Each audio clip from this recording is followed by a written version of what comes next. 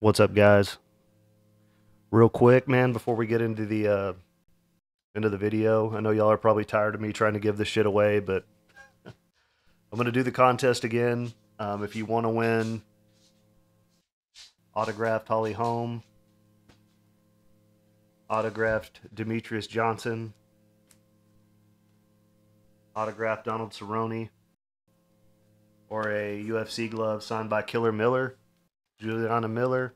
You got to pick three winners. You got to pick the round and the method of victory, and you can only pick one decision. So, three fights. You can pick one decision. The other two, you got to tell me the round and the method of victory, submission or knockout. And whoever picks it first can, whoever gets it right first can pick which one of these they want, and I'll send it to you, man. So, I know almost nobody ever tries to win, but I don't know why either, man. All you got to do is give three choices. You might win a free autograph print. So, but yeah, man, that's it. So, enjoy the video, man. And Watson, what's up, Bob? What's up, guys? We're here to go over UFC Vegas 76, Strickland versus Magomedov, and but first, I mean, not much to go over on the results from the last card. Like I told you guys, I didn't really have very much money on that card because a whole bunch of fights that I felt like could really go either way, and I wasn't super confident really in anything. So I did have like a half unit on Ronnie Lawrence, and of course that was a no contest, so I got that back. And then I had I think a couple $100 on Lucas Almeida as an underdog. Of course that didn't pay off. And I did have a bunch of like parlays and stuff. Of all my posted bets, the only ones the only one that hit was it was a two-man parlay of Ronnie Lawrence and Carlos Hernandez. Of course, they didn't pay me for the Ronnie Lawrence part, so I just got paid for Hernandez. So that helped me get some of my losses back, but I still ended up making some money on the card, dude. I went ahead and I was a little bit frustrated, you know, because I wasn't winning any money and whatever. And not that I had too much on the card anyway, but I was a little bit frustrated, so I was doing some pretty hefty live betting. I live bet Belletta, I live bet Petrosian, live bet Cannonier. You know, I'm just basically risking way too much money to win too little, but I was able to recoup my little bit of losses and make a little bit of money. So I don't recommend doing that, chasing your money. It's a bad thing, but I do it sometimes. I'm guilty. So, but yeah, so please like and subscribe. What I do if you're new to the channel is I go through and give my picks out for all the fights, and then at the end of the video I give out all my bets for the card. And you know, if you don't want to watch the videos or whatever, and you just want to see my picks and my bets, you can go to my Instagram, highkick_fight picks, and you can see all my stuff posted on there. Also, I post my bet flyers and stuff like that with all my picks on them in my community tab on my YouTube channel. So if you're subscribed to my channel, they'll pop up on your feed, and you can see all this stuff then that way as well. What else? We already lost quite a few fights off this card, man. Yeah, a lot of good fights. I mean, some of these people have been replaced. I mean, Yana Santos' opponent was Macy Chiasson, and now she's fighting Carol Rosa. Benoit Saint Denis was supposed to take on Vince Pichel, and now he's taking on Bonfim. And Jordan Levitt versus Elves Brenner. Brenner is taking on Guram Kudalice right now. And Drew Anderson Brito versus Kushin Askabov. Askabov pulled out due to an injury. And as of right now, this isn't there's not that many fights on this card, you know. Hopefully they'll throw some more stuff in there before it comes time, man. I think there might be 11 fights on this card, But yeah, I guess this is the card, man. By the way, this is the card that we've been waiting for, man. I feel like there's a lot of money to be made on this card, and a lot of really confident picks on this card as well. A lot of really good fighters. Um, a lot of money could be made on this card, man, if you play your cards right. And I'm really looking forward to it, man. I'm a big Guram guy, Kudalice. Um, I had a ton of money on him, and he was supposed to fight like a week or two ago, and it fell through, and now he's on this card, so you can guarantee I'm going to be loading up on him as well. I mean, he's already a pretty hefty favorite, but I'm okay with it. Um, I got him at a minus 350, so I won't ruin all my bets for you already. But yeah, there's a lot of really good prospects and guys that are on good runs right now on this card, and I feel like there's a lot of money to be made on this card. But yeah, man. Let's get into it. First up, we got Yana Santos taking on Carol Rosa. Yana Santos is 33 years old. She is 5'8" with a 68.5-inch reach. She is 14-7 and 4-4 in the UFC. Yeah, so her last time out, she came back after a long time out and didn't look very good. Um, she did fight Holly Holm, which is kind of a big, step up in competition to be jumping in after you've been out a while. I personally didn't think she had any business being in there with Holly, who should probably be fighting for a title right now. Um, just coming off such a long layoff, man, it just wasn't a good fight for her for sure. She may look a little bit better in this match. Yana has been a lifelong martial artist. She has 7 wins by knockout on her record, and she fights well in the clinch. She was charging forward a lot in her last fight, which generally isn't a good idea. You don't want to get caught running into a punch, so worry about that if you're planning on putting money on her. She's made a lot of improvements, since being in the UFC. She's been using a really, kick heavy attack in her last few fights.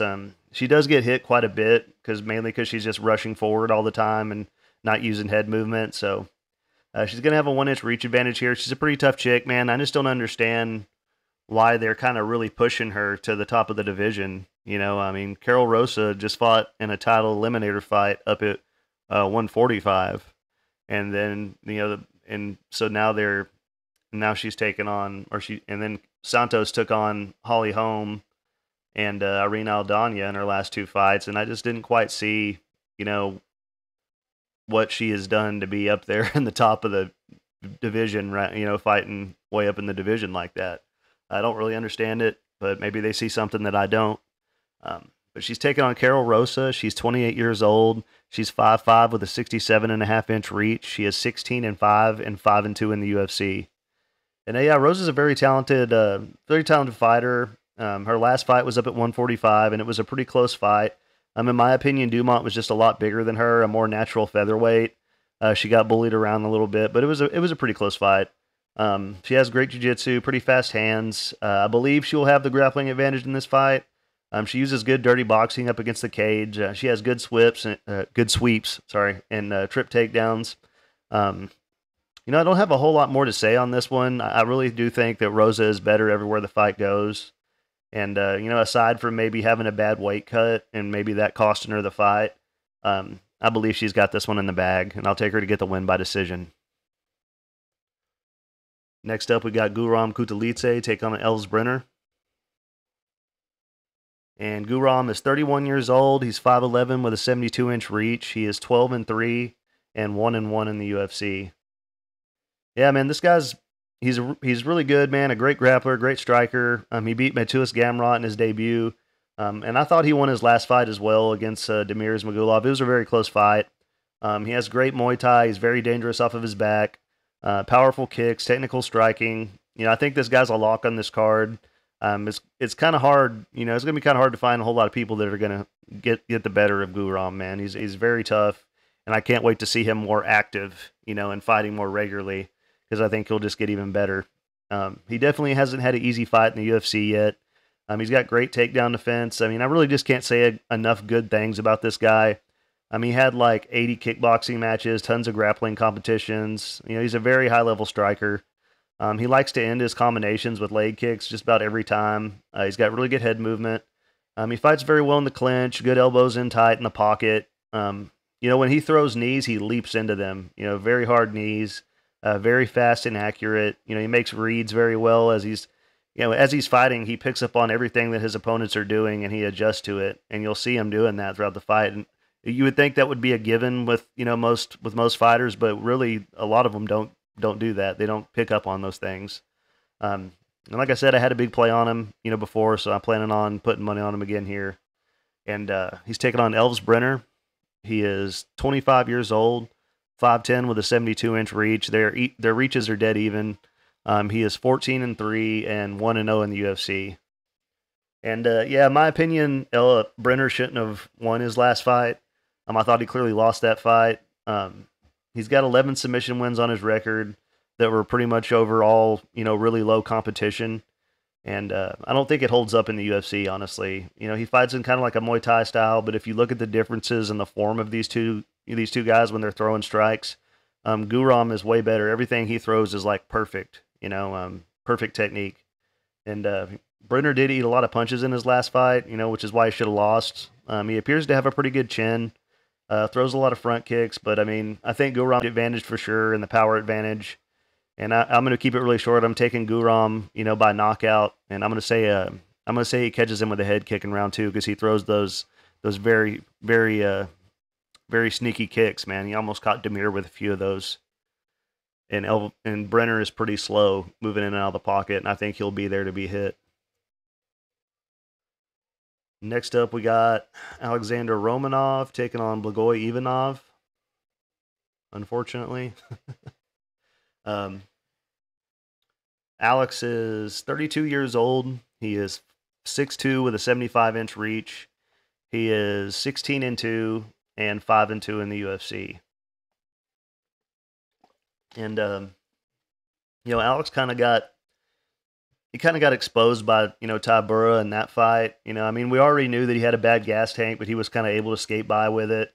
Whenever the Juan Espino fight, he clearly would have lost that fight if he didn't, say he couldn't continue from a kick in the nuts. So, but as soon as he started fighting guys that are a little bit more higher level in the UFC, he hasn't been able to get the wins. I can give him a pass on Volkov because Volk is a really bad dude. Very, very good striker. But Romanov has good wrestling, but he uses like power takedowns rather than like smooth double legs. He just kind of like picks guys up and slams them around, which doesn't help his gas tank. His striking really isn't all that good. So aside from being like a big, powerful guy that's very explosive for the first round, and aside from his grappling advantage, he's not very well rounded.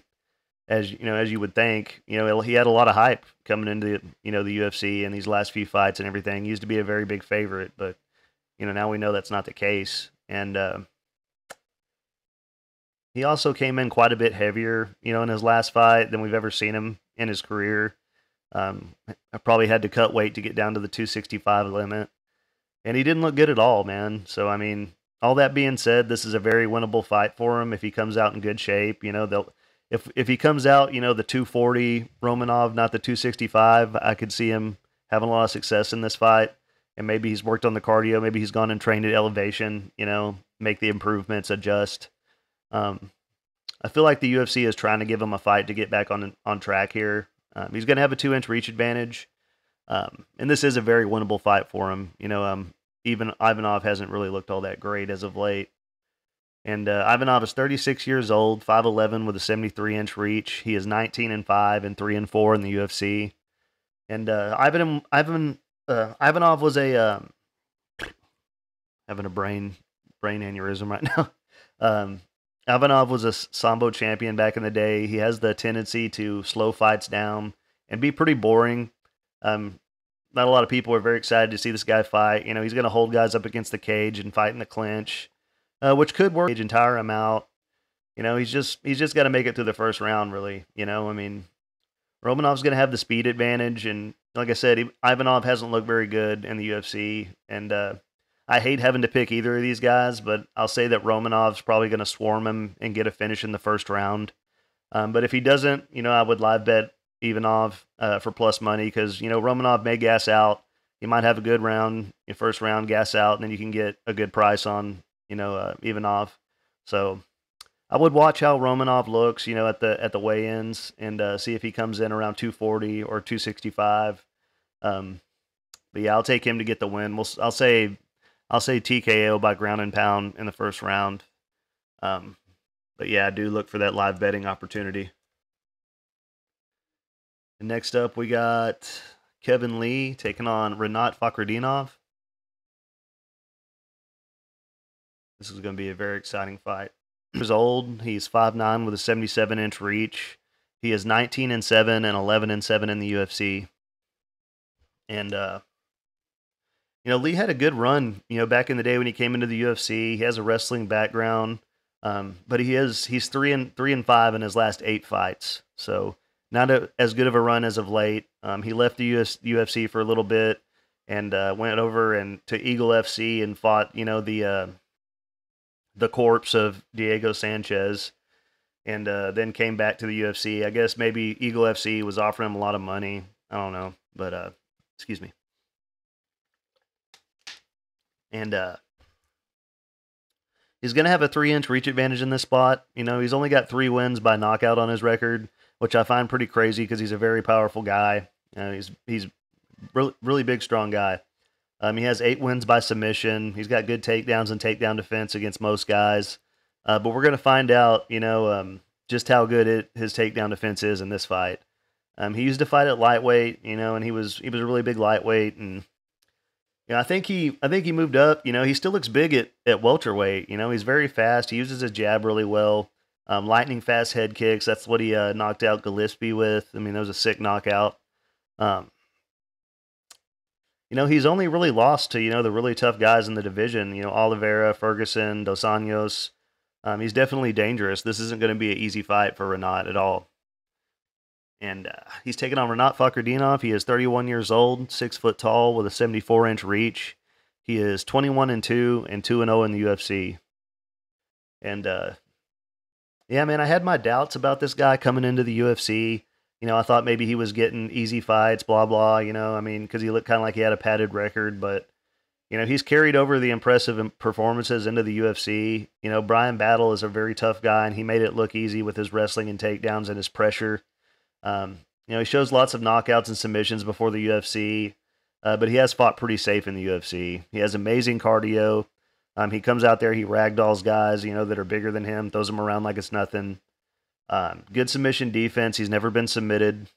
He's on a 16-fight win streak right now. So yeah, he likes to trap the arm behind the back and beat guys up, on the ground from top position. He's always pushing forward, and even though I want Lee to win this fight, I got to go with Rinat. I'm going to say he wins by decision. But if Rinat can't get Lee down, it could be a very close fight, and Lee will have a chance then. But I know Lee's a good wrestler and whatnot, but I'm gonna say that Rinat still may be able to get those takedowns. So I'm gonna go with him to get the win by decision.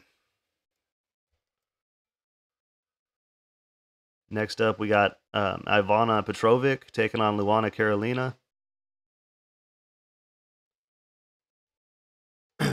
And Ivana is 29 years old, 5'8", with it says 70.9, let's just say 71-inch reach. She's 6-0, and this is going to be her UFC debut. She's the Aries flyweight champion. All but one of her wins have been by finish. She's pretty tall and long for the weight class. She's going to have a 2-inch reach advantage here. She's from Norway, and since I've got 5% Norwegian in my DNA, I'm a fan of hers, I guess. She went through some adversity in her last fight. The girl she fought was very tough. She got dropped and had a bad first. She has good trip takedowns, good elbows from top position. She's never been submitted, even in her amateur career. She's got great 5-round cardio. She was a champion. She's fought the 5 rounds. She's a good-looking woman. Good grappling and submissions. Excited to see her in the UFC. And if you're interested, she does have a YouTube channel it's just under her name. Don't confuse it with the other girl who has the same name I don't even know what she does, but all of Ivana's stuff on her YouTube channel is just like behind the scenes stuff from her MMA career and stuff like that. It's pretty cool to watch, if you're interested in knowing more about her, I guess. She's taking on Luana Carolina. She's 30 years old, 5'6", with a 69-inch reach. She is 8-4 and 3-3 in the UFC.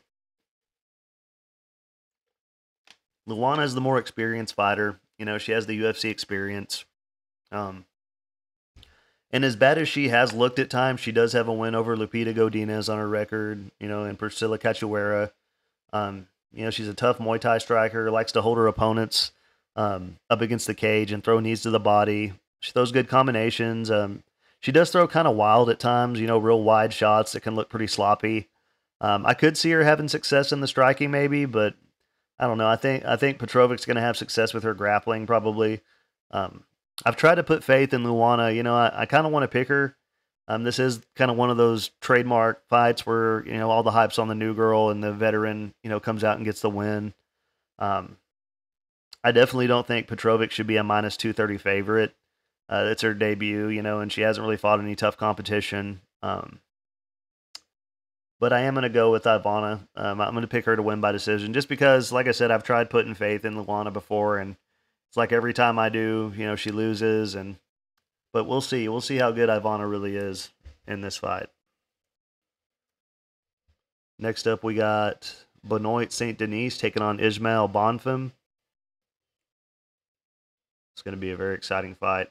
So Benoit Saint Denis is 27 years old. He's 5'11 with a 73-inch reach. He is 10-1 and 2-1 in the UFC.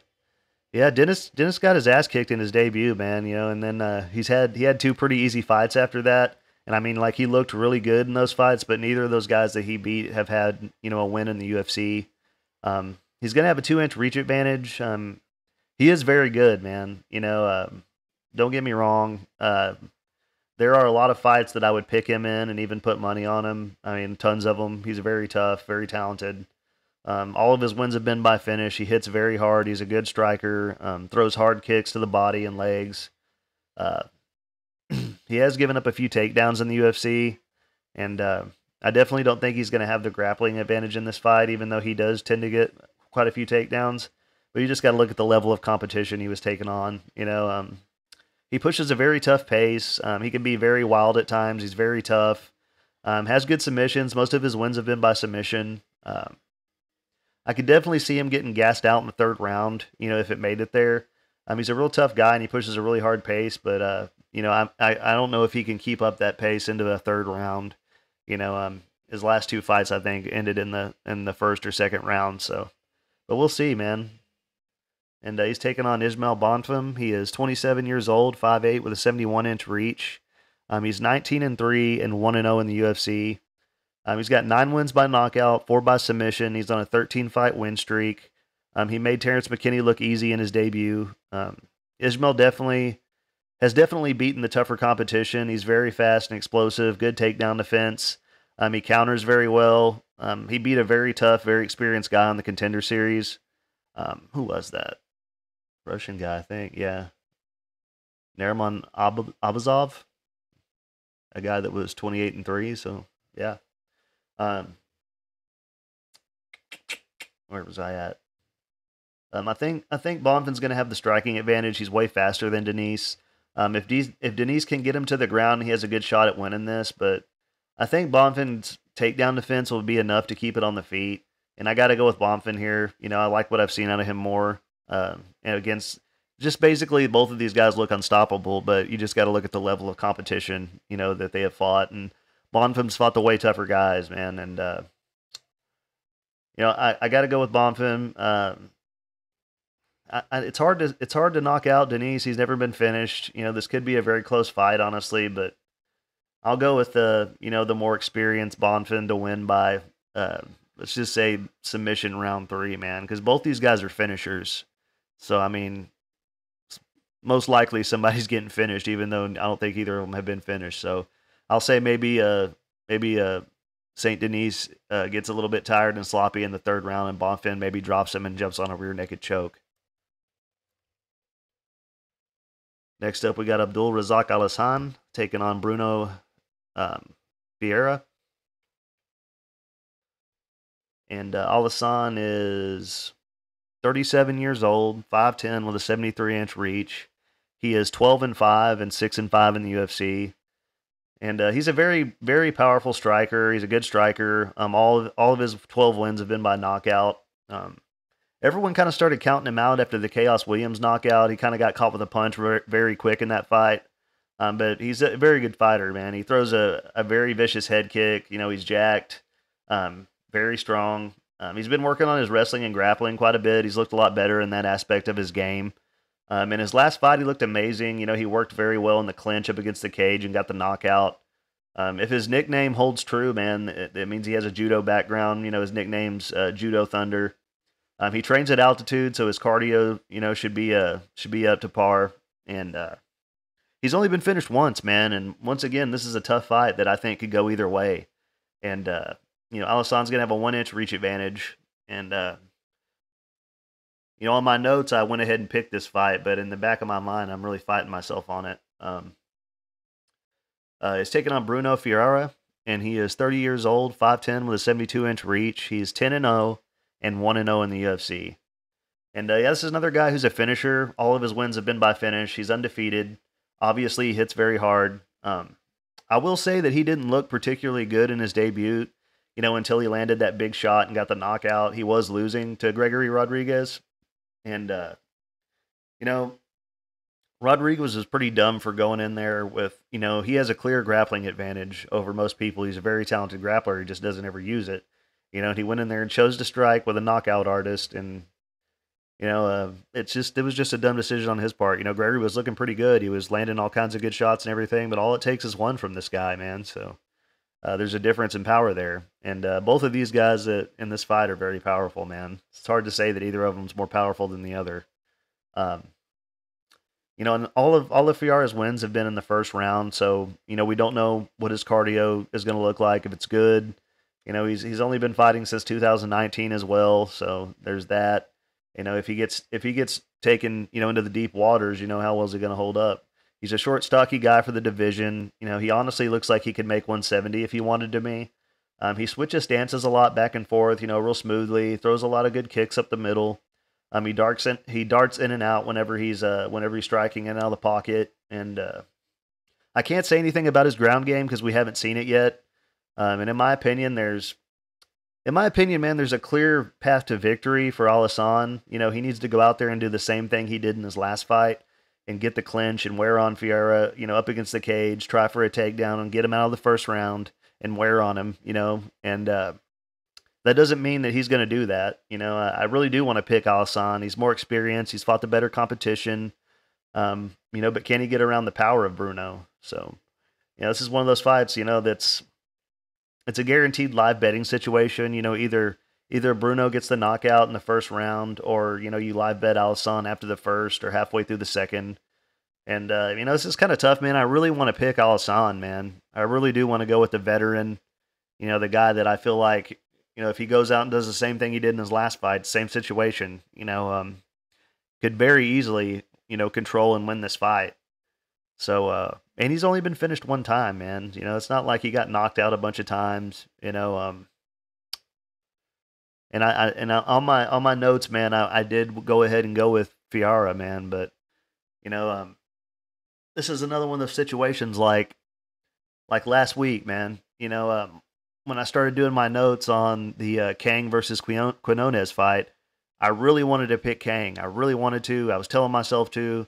You know, and I guess I looked at the odds and all the people on Tapology going with Quinones, and I watched his tape. I was like, hey, he's pretty good, but you know, I did notice that Kang's, you know, a very talented striker. He's throwing those straight punches right down the middle and busting guys up with it. And I really wanted to pick Kang, but I guess I just kind of let myself change my mind and go with whatever fucking everybody else was saying. And that happens sometimes with me, man. I'm pretty good at not doing that shit anymore, but I really did want to pick Kang, man, and I didn't, and I was mad at myself that I didn't because that's who I wanted to go with originally, and I just don't want to look like an idiot, man. If I go with Alasan, he goes out there and gets knocked out. You know, I did say in my notes I was going to go with Fiara.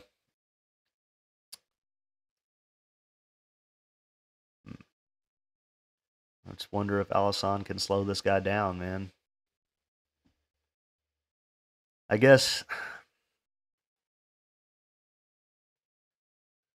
I guess, you know what?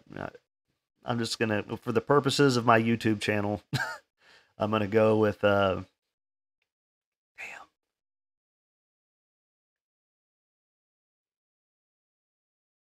man, I really do want to pick Alassane.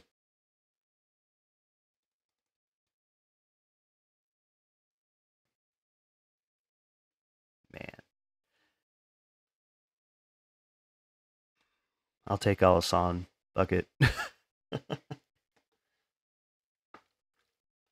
I'll probably regret it. Maybe you guys shouldn't listen to me, but you can't say that I'm wrong. That there is a clear path to victory here for him.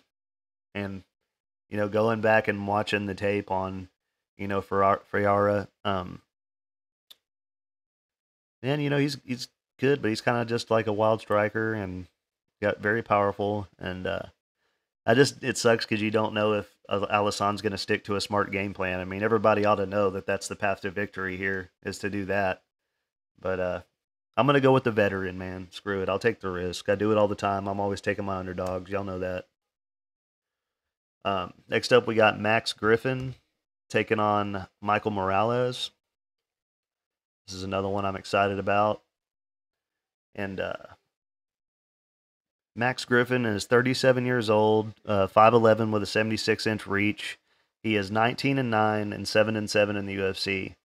And yeah, Max has been around a while, man. But it kind of seems like every time he steps up in competition, he can't get the win. I mean, his best win as of late was Carlos Condit, but that was the 2021 Carlos Condit, not Carlos from back in the day, like title fight Carlos. Um, let's look at his record real quick, and I could maybe you'll agree with me or whatever, but I'll show you what I'm talking about. So let's go down here, and he made his debut against Colby Covington. Lost via ground and pound. It's a tough fight for anybody. Next he fought Eric Montano. I don't know what happened to that guy, and then he lost to Elizeu Zaleski, a very tough guy. Then he beat Mike Perry, and then he lost to Curtis Millender and Thiago Alves. Then he beat Zelm Amadov, and then he lost to Alex Morono and Alex Oliveira, and Carlos Condit, which is the old Carlos Condit. And he stepped up to Neil Magny, lost that fight, and then he went to a split decision with Tim Means his last time out. So that's not a good look. Tim Means is a very tough guy, but he's late in his career, and yeah, I mean it's Max does hit very hard. He has good boxing. He looks to me like he tends to slow down quite a bit, in the second half of the fight. He's getting up there in age. He's almost 38 now. I mean, he's always live for a knockout. He's very fast in the first round. He was eating a lot of leg kicks in his last fight, which are usually there for anybody who wants them. He was loading up a bit too much in that fight, man, which is probably why he slows down so much. He was just really loading up on his shots. He hurt Tim at one point, and then he was just loading up on everything, and he visibly slowed down, like I said, in the later half of the fight. He's a very good fighter, man, and I actually made the mistake of picking him against, Neil Magny. So, I thought that I was pretty confident in him at that point, but um, yeah, man, Neil did his thing. So, and he's taking on Michael Morales. He is 24 years old, 6 foot tall, with a 79-inch reach. He is 14-0 and 2-0 in the UFC. And yeah, Morales is a very good prospect. He jumped in the UFC with a big knockout over Trevin Giles, who is actually a really tough guy in my opinion. Morales has 11 wins by knockout, and though most of his wins have been in the first round, he has gone the distance a few times. He's an amazing striker. He's going to have a 3-inch reach advantage here. He's the real deal, man. In my opinion, there are some things that maybe he's. I'm sure he's worked on them too, but maybe like pacing himself a little bit more, stuff like that could help him, down the road. Um, Pretty good takedown defense. He's definitely going to have the striking advantage here, and I believe he's going to have the power advantage as well. If he gets Max out of the first round, I don't think he has anything to worry about. Morales has good sweeps off his back. It's been 10 months since he fought last, and I expect him to look even better. Um, and I'm definitely going to be going with Morales to get the win by a second round KO. Um, I think he's got it in the bag, man. He's a very sharp striker, and yeah. And next up, we got Ariana Lipski taking on Melissa Gatto. And Ariana Lipski is 29 years old. She is 5'6" with a 67-inch reach. She is 15-8 and 4-5 in the UFC.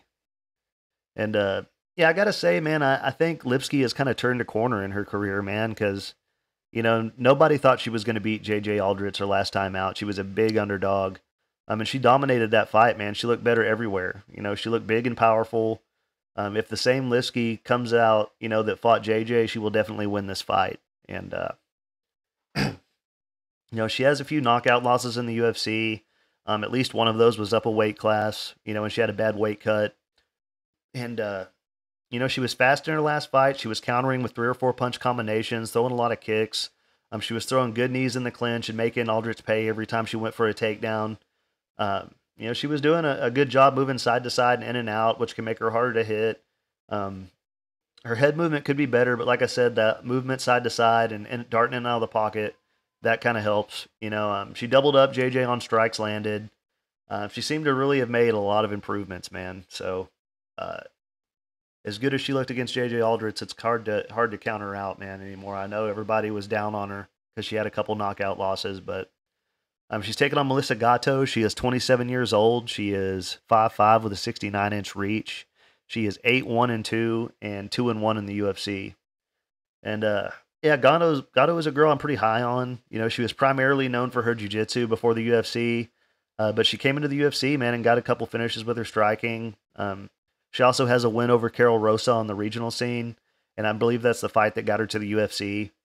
In her debut, she broke Victoria Leonardo's arm, I think, with her kicks, and she looked pretty sharp, man, with her striking in her first 2 fights. And she uses good inside trip. She's going to have a 2-inch reach advantage. She's a very good grappler. She goes for submission after submission on the ground, very aggressive off of her back. Gatto's definitely going to have the jiu-jitsu advantage.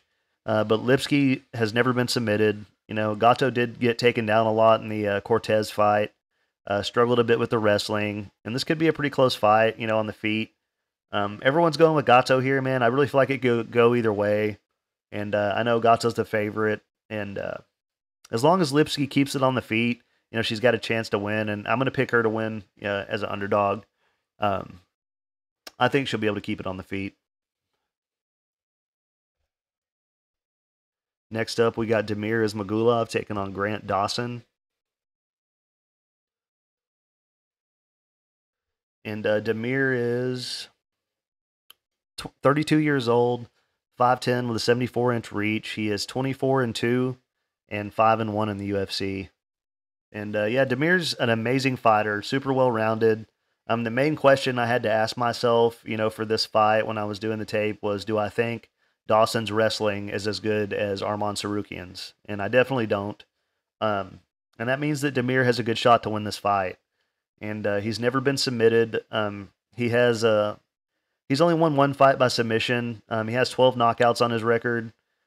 Even though he hasn't got one in the UFC, he has very good kickboxing. He's very powerful. He hurts guys. Good takedown defense. And just because Arman got him down doesn't mean he can't stuff the takedowns. I mean, he made Arman work really hard in that first round trying to get takedowns, and he would just keep bouncing back up to his feet. It was very impressive, very high-level stuff. Damir's going to have a 2-inch reach advantage. He throws very technical strikes, nice straight shots. He counters very well. He's got good sweeps. He works very well off of his jab. Everything he throws is like off of his jab, man, and you'll see that. And he has great cardio, which is an advantage that he's going to have in this matchup for sure. And he's definitely going to have the striking advantage as well. Yeah, Grant Dawson has never fought anybody like Damir Ismagulov yet. So, Grant Dawson is 29 years old. Missed weight his last time out. That's something else to worry about.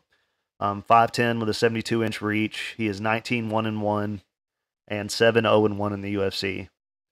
And yeah, the first thing I noticed looking at this match on paper is Damir's fought the way better competition.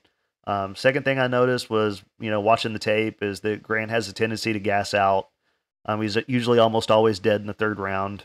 He went to a draw with Ricky Glenn, but if Glenn had like another minute to work in that fight, Glenn would have finished Dawson for sure. Dawson was gassed. He got destroyed in the 3rd round. And Glenn hasn't looked very good since, so that's not a good look. Grant beat an undefeated guy last time out in Mark Matson, but I was never high on Mark. He almost lost to Clay Guida, an aged Clay Guida, like just not too long ago, Clay Guida. I love Clay to death, but if you're an undefeated guy and you're struggling to beat Clay Guida at this point in his career, man, it's not a good look, man. And I never really did think Mark Matson was very good. I thought they were giving him favorable matchups, and he was still struggled with a few of them. Dawson has a wrestling background. That's what he's known for. He has a lot of submission wins on his record, 23 to be exact, and it's a lot of submissions, man. Uh, I must have marked that wrong. He ain't even got 23 fights. Let's see, 13. It was supposed to be 13, not 23. Yeah, let me correct. Where was I at? His striking has definitely improved a lot since he came into the UFC. The way I see this fight going, man, is Demir is going to make Dawson work for the takedowns really hard, like he did Arman in the first round, and I'm not sure Dawson's going to be able to get the takedowns. And since Dawson's cardio isn't the best, he will tire, and I do believe Demir is going to take over. And as gassed as Dawson gets, in the third round, and the way he was looking against Ricky Glenn in that fight, man, is he very well could get finished in the third round. I know Demir has been winning nothing but decisions, so I'll say he wins by decision. I think maybe it's a close first round. Demir takes over, and I think he will. The striking on the feet is not elite. Dawson is not on his level of striking, and I don't think Dawson's level of wrestling is quite as good as Armand's. So I do believe that Demir is gonna get the win here, and he's a good price right now, minus 155. I would say jump on him while you can. You can almost never get him at that price. And yeah, man. So next up, we got the main event. Oh, and I wish that Demir Dawson fight was 5 rounds, man. That would be nice. Next up, we got the main event: Sean Strickland taking on Abus Magomedov. And this is going to be another one everybody jumps on me about, man. So I love the controversy, kind of. I mean, I like everybody to be respectful and everything, and I do appreciate all you guys for being very respectful in the comments and everything. But it does kind of bring a smile to my face when everybody's like, "Dude, there's no way Emmett's going to beat Topuria," stuff like that. And the reason I know Topuria is good, and I actually want him to win the fight. And it hasn't happened yet, so we don't know. But the reason I'm going with him is because this isn't just a channel where I pick winners. It's a betting channel, and in my opinion, he should not be that big of a favorite. And I think the value is more on Josh Emmett, so that's why I go with him. It's not that I don't think Topuria is an amazing fighter. I just think that the line should be a lot closer against somebody as good as Josh Emmett. So y'all got to take that into account. When I know these guys are good, man. So don't beat me up too bad. But Sean is 32 years old. He's 6'1" with a 76-inch reach. He is 26-5 and 13-5 in the UFC. And Sean's super tough, man. He constantly moves forward. He has great boxing. He hasn't been getting a whole lot of finishes lately, but he usually lands a ton of volume. And, the rumor is he's actually a really good grappler. He just doesn't use it ever. It's not how he likes to fight. He definitely has 5-round cardio, and his cardio and his pressure are his best weapons, in my opinion. His last fight was at 205. I don't think he's going to have any trouble making the weight, though. He never does. That was a short notice fight, he had with Imavov, so, it was at a catch weight. Sean's style, does worry me at times because, against really good, strikers with big power, him just walking forward like that, he will get caught kind of like he did for, by Alex Pereira. And, we really know what to expect from Sean. It's always the same game plan. Fight's always the same. And, he did surprise me quite a bit, as good as he's looked, I thought Imavov, it was gonna be a lot closer fight, and Sean made it look pretty easy. Didn't get the finish, but it was an impressive performance for sure. And he's taking on Abus Magomedov. He's 32 years old. He's 6'2" with a 78-inch reach. He's 25-4-1 and 1-0 in the UFC. So there's a lot of unknowns with this guy. If you haven't watched his career in the other promotions, it's like, why are they pushing this guy to the top of the division? That's what everybody's saying, and you think about it, we have that question a lot, and sometimes we find out there's a reason for it. and there is a reason for it. Whether he deserved it or not, or has earned it. I mean, he has had a very good career. Um, we just haven't seen him take on UFC level competition yet, so everyone's counting him out. And if you go back and look into his career, before the UFC, he put together a really nice run. Hasn't lost very many times at all. He went 4-1-1 in the PFL, undefeated in some other organizations, and 14 knockouts, 6 submission wins on his record. He's only been knocked out once in his career. He's a very good, powerful kickboxer, and a lot of people won't agree with me on this, but I think Abus is the better striker here, and a lot of people aren't going to agree with me, and I definitely think Abus is going to have the power advantage. He throws great front kicks up the middle. That's what he caught Stoltz with in his last fight. Caught him with that, then finished him with the punches in 20 seconds or however long that fight was. What advantages does Sean have? Probably he could have a grappling advantage, but he never uses it. He does have the 5-round cardio. That's his biggest advantage in this fight, and that's his best shot here. Really, is getting the fight to the later rounds. But Abus tends to finish everyone in the first or second round, so. I kind of think that everyone doesn't quite understand how good Abus really is. And I like my underdog shots, so I'm going to pick him to get the win. I'm going to say he wins by second round knockout, man. If you go back and watch his fights, watch his knockouts, he's very sharp, very fast. And if Sean's going to go out there and walk straight forward and try to walk Abus down, he will get caught, guys. So maybe not everybody sees it like I do. But that's the pick. So that's all my picks, guys. As far as bets go, man, I got a 3-unit play on Garam Kudalice at minus 350. That's probably the lowest you'll find him at, and I think he's already up to 375. A 2-unit play on Damir Ismagulov. That's minus 1. 2-man parlay, Morales and Fakhretdinov. That's plus 110. That's 1-unit play. And then I've got $100 on Abus. That's plus 135, just a little something. And then they don't quite have all the fights on this card yet on Bovada. They might have them on Bet Online or somewhere. But right now, as far as bigger parlays, I've got a Garam, Damir, Morales, Fakhretdinov, Bonfim, which is plus 525.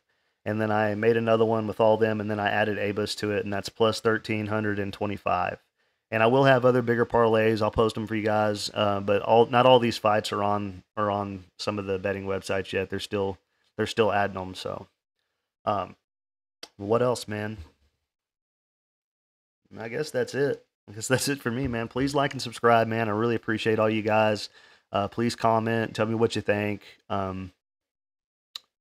And also, I think I forgot to say earlier, my show is available on Spotify, iTunes, Pandora, Rumble, all the major streaming services. If you want to look, watch it on there or listen to it on there. I like the videos better, so I understand why nobody watches me on there. But yeah, man, like I said, please like and subscribe. Thank you guys so much, and y'all have a good one, man. I'm out of here.